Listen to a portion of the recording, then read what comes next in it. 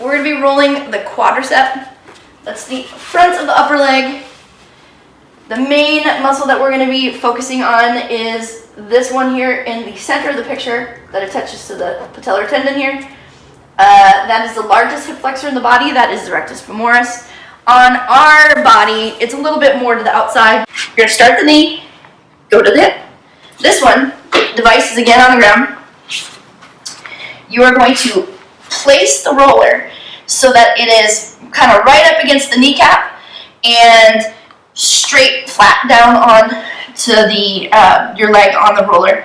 This leg acts as a kickstand, and if you prop the kickstand appropriately, it kind of gives you about a 10-degree slant over. You want to draw on your abs so you're not like letting your back wrench down, but you just want to be able to support yourself, hold yourself, keep your elbows underneath your body so they feel supported as well.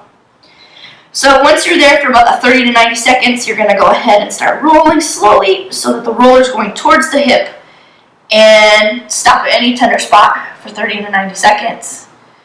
And you're going to continue that all the way up until you get to the top of the hip complex. Key points: quadricep, front of the leg, knee to hip,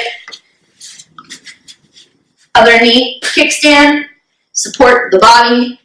Start at the kneecap, 30 seconds before you continue.